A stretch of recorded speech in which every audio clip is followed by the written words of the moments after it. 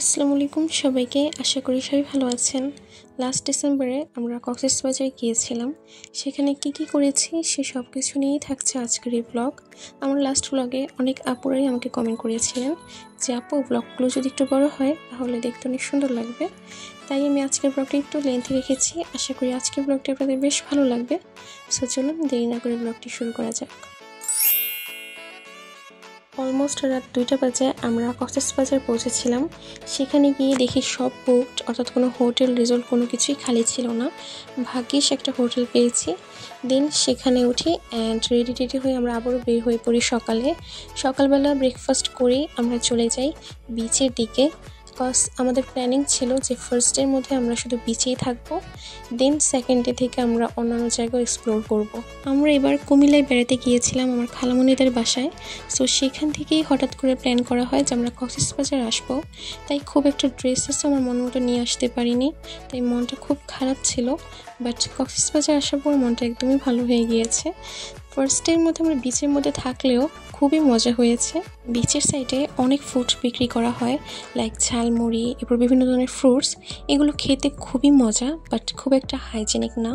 সমুদ্রে আমি শুধু ঝিনুকই কুড়াচ্ছিলাম অ্যান্ড ঝিনুক খুঁজতে আমি একটা স্টারফিশও পেয়ে যাই।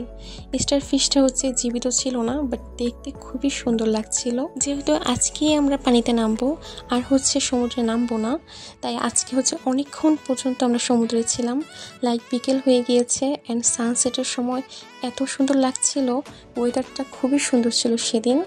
সমুদ্র সাথে সানসেট অ্যান্ড সুন্দর একটা পদ্মফুল, আর কি লাগে বলো। খুব সুন্দর একটা এক্সপিরিয়েন্স ছিল আমার জন্য। আমি সবসময় দুপুরবেলার দিকে সমুদ্রে নেমেছি, বাট কখনই এরকম সানসেটের সময় নামা হয়নি। খুবই ভালো লেগেছে। দেন আমরা হোটেলে যাই অ্যান্ড রেডি হয়ে আবারও বের হয়ে পড়ি। অ্যান্ড এখন আমরা স্ট্রিট ফুডগুলো ট্রাই করব, লাইক সি ফুড। এখানে অনেকগুলো সি ফুড নিয়েছি, এগুলো আমাদেরকে ফ্রাই করে দিবে। আমরা একটা ভুল করেছি, আমরা অন্য জায়গায় গিয়েছি। এই জায়গাটা খুব একটা হাইজিনিক না, তো আমরা ফার্স্টে বুঝতে পারিনি। দেন আমরা একটু শপিং করতে যাই। এখানে আমার কাজিনদের জন্য কিছু অর্নামেন্টস নিয়েছি। দেন আমরা ডিনার করার জন্য আসি। এই রেস্টুরেন্টটা খুবই নিট অ্যান্ড ক্লিন, অনেক সুন্দর ছিল। অ্যান্ড আমাদের মোটিভ ছিল যে আমরা প্রত্যেক দিনই বাঙালিয়ানা খাবার খাবো অ্যান্ড আমাদের মেনুর মধ্যে মাছ থাকবে।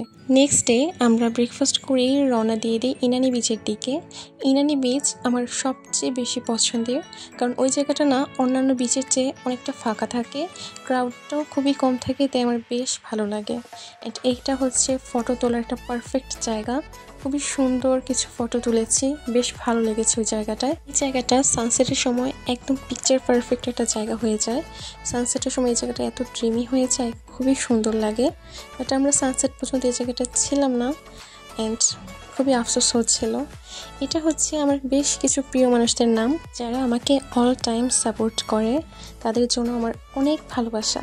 আম্মু একটু পর এটা সেটা নিয়ে এসে আমাকে খাইয়ে দিচ্ছিল অ্যান্ড আমরা বেশ অনেকক্ষণ পর্যন্ত এখানে ছিলাম, কারণ এই জায়গাটা না অনেক পিসফুল একটা জায়গা, খুবই সুন্দর অ্যান্ড মানুষজন কম। অ্যান্ড সারপ্রাইজিংলি আমি সেদিন একটা শাড়ি পরেছি। এই শাড়িটা আমার খালামণির। আমি খালামণির বাসা থেকে নিয়ে এসেছি। যেহেতু আমি বাসা থেকে ডিরেক্টলি কক্সবাজার আসিনি, তাই খালামণির শাড়িটাই নিয়ে আসতে হয়েছে। শাড়িটা খুবই সুন্দর অ্যান্ড খালামণির শাড়িগুলোর মধ্যে সবচেয়ে সুন্দর শাড়িটি আমি নিয়ে এসেছি। থ্যাংক ইউ খালামণিকে অ্যান্ড তোমাদের সবাইকে আমার অনেক অনেক ভালোবাসা। কিছুক্ষণ পরই আমরা চলে যাই, কারণ দেরি হয়ে যাচ্ছিল। আমাদের হোটেলে যেতেও খুব সময় লাগবে।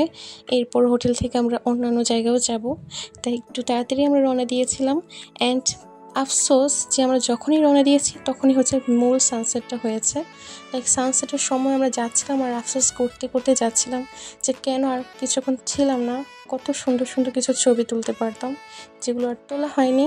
তোমরা অবশ্যই ইনানি বিচে যাওয়ার সময় একটু টাইম নিয়ে যেও, তাহলে খুব সুন্দর সুন্দর কিছু ছবি তুলতে পারবা। হোটেলে এসে আমরা রেডি হয়ে আবারও শপিং করতে যাই। আজকে আমরা আমাদের যে আচারের শপিং সেটা শেষ করে ফেলবো, কারণ দেখা যায় লাস্টের মধ্যে শপিং করতে গেলে অনেক হ্যাসেল হয়ে যায়। অ্যান্ড আমি অনেক কিছু কিনিয়েছি, লাইক অর্নামেন্টস। সব কিছু কাজিন অ্যান্ড আন্টিদের জন্য নিয়েছি, আমার জন্য খুব কম এনেছি। আমি জানি না কেন, বাট আমার আরও কিছু নিয়ে আসার দরকার ছিল। দেন আমরা খাবার খাই। আজকে মাছ খাইনি, আজকে আর মাছ খেতে ইচ্ছে করছিল না। এগুলো আমাদের শপিং। দ্য নেক্সট ডে অর্থাৎ থার্ড দিন আমরা গিয়েছিলাম শুটকি শপিং করার জন্য। শুটকি আমার অনেক পছন্দের। শুটকি নট অনলি আমার বাট অলসো আমার আম্মুরও অনেক পছন্দের। আম্মু এখানে চিংড়ি শুটকিও নিয়েছে বালাচাও বানানোর জন্য, বাট এখনও অবধি বানায়নি। সো এখানে শুটকি শপিং করার পর আমরা আবারও চলে যাচ্ছিলাম। এটা হচ্ছে আমার ভাই আমার থেকেও লম্বা, বাট বয়সে আমার থেকে ছোট।